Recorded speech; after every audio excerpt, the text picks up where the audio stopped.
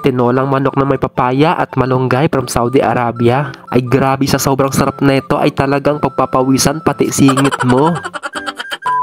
Hi guys, ngayong araw nga pala ay magluluto tayo tinolang manok. Bali maghanda lang tayo dito ng isang buong sibuyas at bawang. Pagkatapos babalatan lang natin ito at paggayat-gayatin. Kahit anong klaseng paggayat dyan ay depende na sa inyo. Kumuha nga din pala ako ng luya na malapit ng mabulok. Ngayon naman pinagsama-sama ko lang sa isang pinggan yung mga sangkap na ginayat ko. Binuksan ko nga rin pala yung rep para kunin dito yung kakalagay ko lang na nabili kong manok. Bali kukunin ko na nga din pala yung mga gulay na ihahalo ko sa tinola. Kumuha na din ako dito ng 4 na pirasong siling green haba. Buti na lang nakabili ako ng dahon ng malunggay kaya kunin natin ito. Syempre hindi rin pwede na walang lemongrass yan, kung tatawagin ay tanglad. Dahil medyo matrabaho itong malunggay kaya sinimulan ko na ito ng maaga-aga. Baka abutan na ako dito ng dilim ay hindi pa ako tapos. Medyo hinimay-himay ko talaga ng maigi para matanggal yung mga tangkay na natitira. Dahil baka yan pa ang maging problema, sumabit sa mga ngipin mo. Bali hinugasan ko na nga rin pala ng mabuti itong manok para matanggal yung mga dulas-dulas at dugo-dugo. Ngayon naman meron tayong isang buong papaya dito na nakuha ko doon sa kapitbahay namin. Hiniwa ko nga pala yung pinakadulo niya, yung naglalabas ng dagta, dahil makati yan sa kamay kapag nahawakan mo. Hinati ko nga pala muna ito sa gitna para hindi ako mahirapan magbalat dahil medyo malaki. Gumamit nga din pala ako ng kutsara para tanggalin yung mga buhok-buhok dyan sa loob. Buhok ba ang tawag dyan? Dahil medyo makati yan kapag hindi natanggal. Pagkatapos nga pala natin mahiwa lahat, saka natin ito huhugasan. Himasin lang natin ito ng paulit-ulit hanggang sa matanggal yung medyo madulas-dulas dyan. Hugasan lang natin ng mabuti itong mga gulay para iwas bakterya dahil mahirap na magkasakit lalong-lalo na kapag wala kang pera. Ngayon naman itatabi lang muna natin itong mga hinugasan nating gulay dahil isasalang ko na itong pinakamalaking kong kaldero para makapag-isa na. Gumamit tayo dito ng malinis na mantika pero pwede rin kayo gumamit dito ng used oil. Bale inuna ko na nga pala gisahin itong luya. Ngayon naman isusunod naman natin itong sibuyas. Mix-mix lang hanggang sa magkaroon siya ng kulay at isusunod na rin natin itong bawang. Nung medyo lumabas na yung aroma, saka ko na inilagay yung manok. Dahil sasangkutsahin lang muna natin ito hanggang sa lumabas yung sariling katas niya. Naglagay na rin ako dito ng pamintang durog, yung tipong aatsingin ka, at saka itong patis. Pagkatapos tatakpan lang natin ito hanggang sa lumambot yung manok.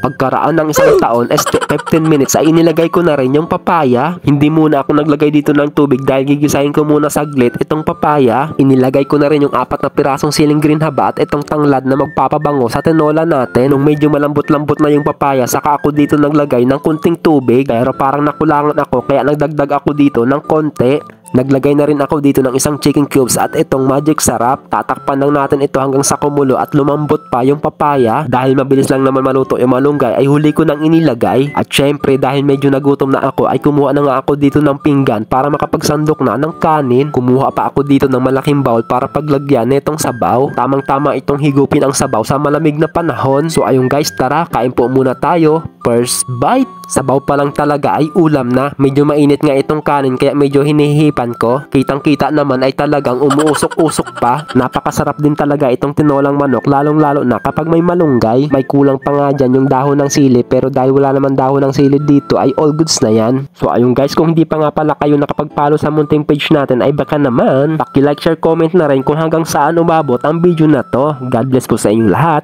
Bye bye!